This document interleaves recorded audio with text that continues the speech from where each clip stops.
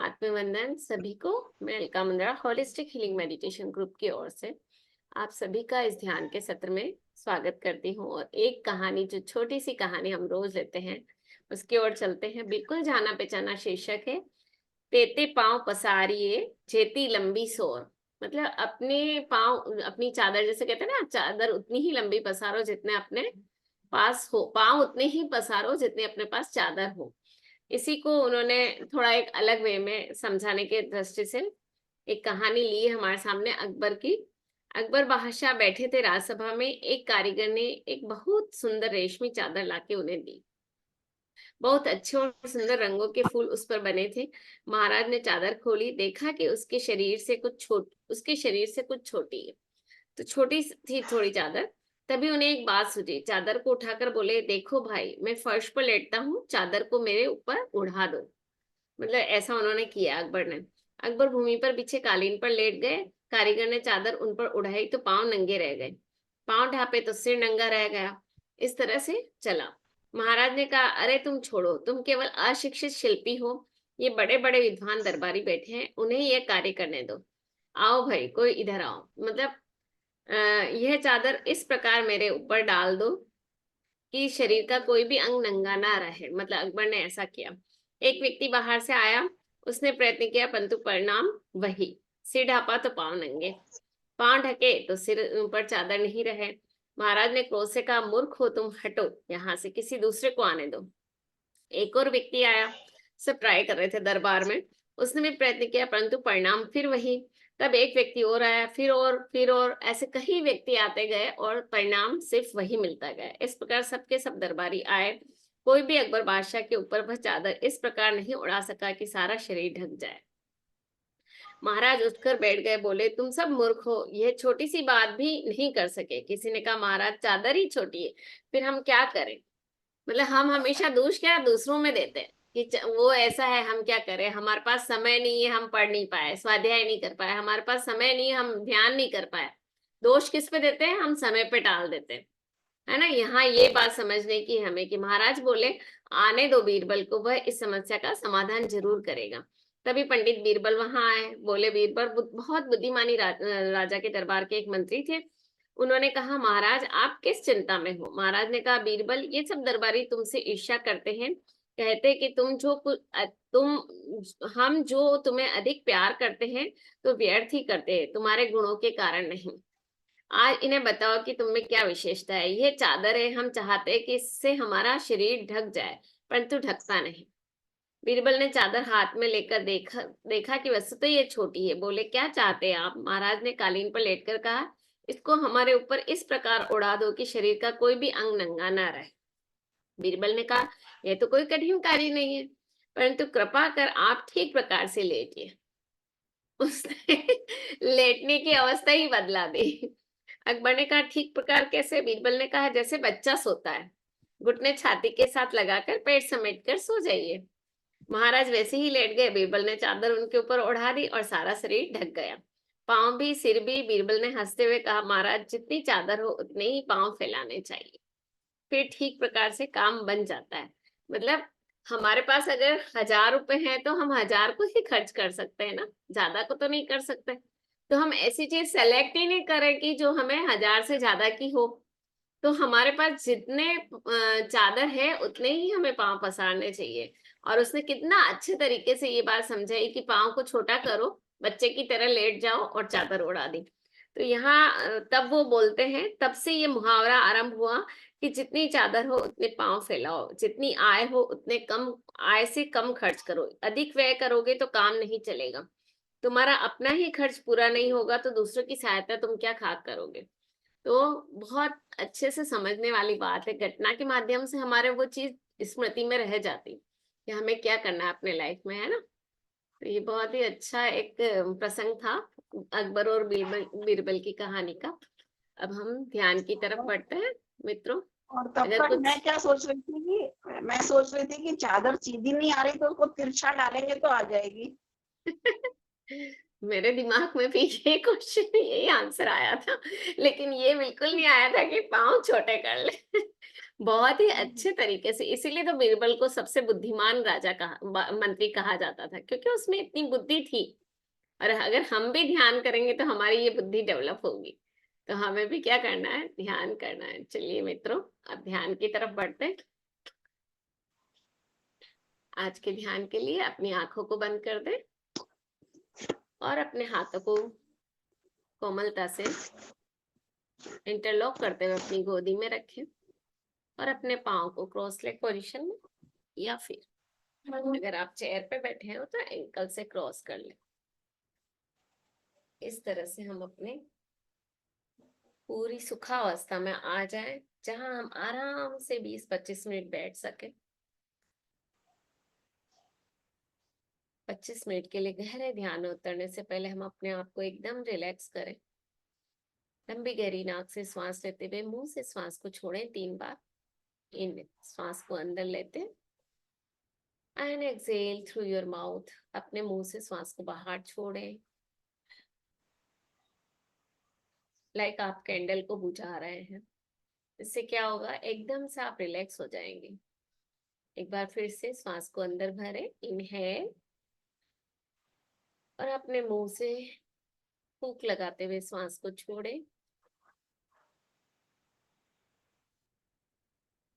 एकदम से नहीं छोड़ना है, धीरे धीरे छोड़ना है।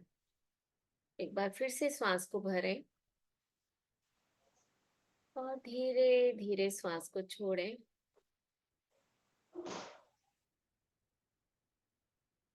आप देखेंगे आप एकदम रिलैक्स हो गए हैं।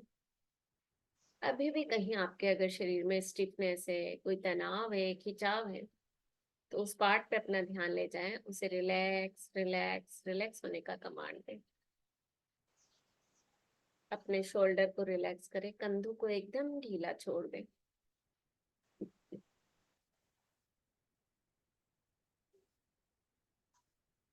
अपने आगे के पार्ट, शरीर के चेस्ट के पार्ट को रिलैक्स करें, एक लंबी गहरी सांस लेते हुए और धीरे धीरे छोड़ते हुए।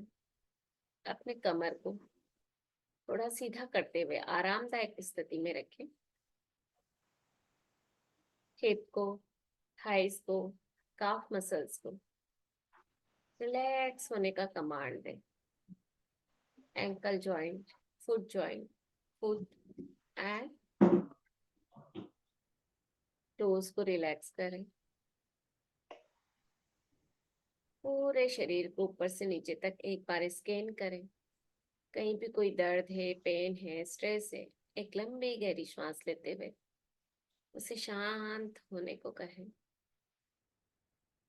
और जो आप श्वास निकाल रहे हैं उसके साथ अपने स्ट्रेस को, अपने तनाव को, अपने पेन को, अपनी नेगेटिविटी को, नेगेटिव इमोशंस को बाहर जाता हुआ देखें। अब हम पूरी तरह से शांत हो चुके हैं। अपने हृदय तल पे ध्यान लाएं और अपने हृदय के कोई अच्छे प्रसंग को याद करते हुए उस खुशी के साथ अपने आप को महसूस करें। कोई भी लाइफ की, जीवन की कोई भी पास्ट या प्रेजेंट घटना जिसमें आपने सबसे ज्यादा खुशी महसूस की, या प्रेम महसूस किया, या आभार महसूस किया, ऐसी कोई भी घटना को अपने सामने विजुलाइज करें और उस एनर्जी को, वी ऑल आर एनर्जी, हम सभी ऊर्जा से बने हुए हैं, तो उस ऊर्जा को अपने अंदर महसूस करें। उस शांति की, उस आभार की, प्रेम की, या उस बहुत ही अत्यधिक खुशी की ऊर्जा को अपने पूरे शरीर में उसको फैलने दें। आपके हृदय से आपके मस्तिष्क, आपकी पूरी ओरा में इसी ऊर्जा के साथ हमें दिन भर व्यतीत करना है। जब भी हम, हमारे से कोई अटैच होगा या हमारे ओरा के अंदर आएगा, वही ऊर्जा उसे भी इफेक्ट करेगी और उसके जीवन में भी प्रेम, शांति, करुणा, दया नाम के बीज अंकुरित होने लगेंगे। हमें अपनी ऊर्जा को इतना पावरफुल बनाना है कि हमारे आसपास आने वाले, मिलने वाले लोग भी उस ऊर्जा से अपने आप को पवित्र होता हुआ देखें, शांत होता हुआ देखें। धीरे धीरे हम अपने जो सामान्य और प्राकृतिक श्वासें हैं, जो हमारी आनापानासती ध्यान, आती हुई श्वास और जाती हुई श्वास के साथ अपने आप को बनाए रखने का जो प्रयास हम करते हैं और जिस के साथ हम समय बिताते हैं, वही आनापानासती ध्यान है।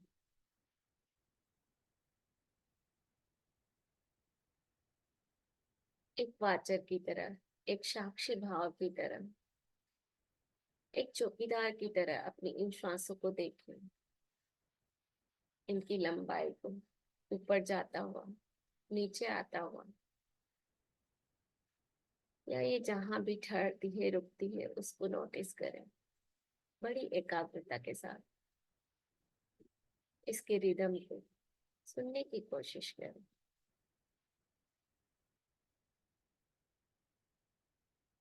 सुंदर सी म्यूजिक के साथ अपने आप को कनेक्ट करते जाएं।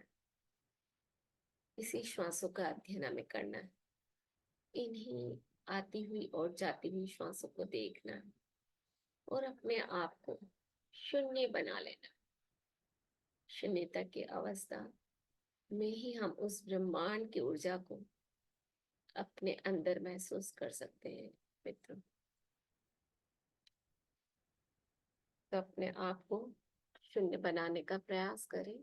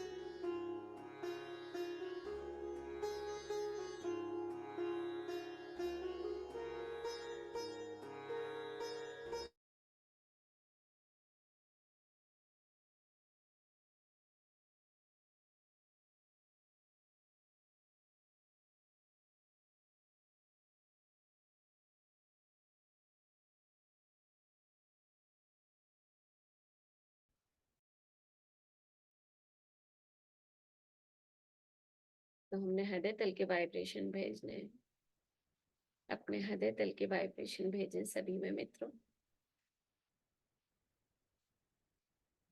अपने ऊर्जा को, जो आपने शांति और प्यार की ऊर्जा अपने हृदय से ली है, उसे अपने स्पाउस में, अपने बच्चों में, अपने family, friends, neighbours, colleague, staff, सभी में उसको भेजें। Radiate the energy, love energy, peace energy, जो भी शांति और प्यार की ऊर्जा है पूरी पृथ्वी पर फैला दें। कई देशों में, पूरी पृथ्वी पर, ताकि सभी के दिलों में शांति और प्रेम आए और सभी के दिलों से बैर का नाश हो। धीरे धीरे अपने आप को आभार से भरेंगे। अपने माता पिता के प्रति आभार, अपने मित्रों के प्रति बहुत बहुत आभार, जो हमें जीवन में कुछ न कुछ सिखाते रहते हैं। हमारे बच्चों, स्पाउस के प्रति आभार, हेल्पर्स जो हमें इतनी आरामदायक जीवन दे रहे हैं, उनके लिए आभार। आभार करें अपने आसपास फैमिली, फ्रेंड्स, नेबर, सभी का। उनसे हम कुछ न कुछ लर्निंग लेने के लिए आए हैं और उस समय एक्सेप्ट करते हुए उससे आगे बढ़ रहे हैं। आभार अपने प्राणी जगत, पक्षी जगत, पशु जगत और वाटर जगत का, सभी प्राणियों का, इस जीव की, इस सृष्टि के प्रत्येक जीव का आभार, जिसने इतना खूबसूरत वातावरण रचा है। उस परम तत्व परमात्मा का आभार।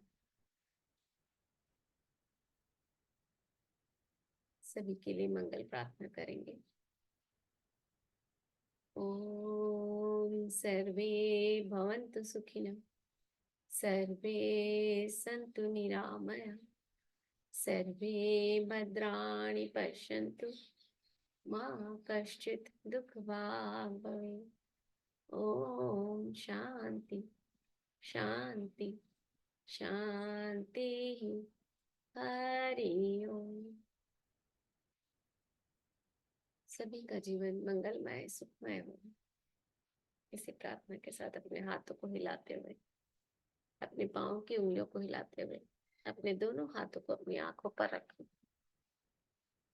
5, 4, 3, 2, 1। अपने चेहरे को अपने हाथों से हिलाते हुए, सहलाते हुए, और धीरे धीरे फिर से इस मंच की तरफ जुड़ जाएं। आप सभी मित्रों का बहुत बहुत धन्यवाद इस सुंदर से ध्यान के लिए और इस ग्रुप ध्यान की एनर्जी को बढ़ाने के लिए।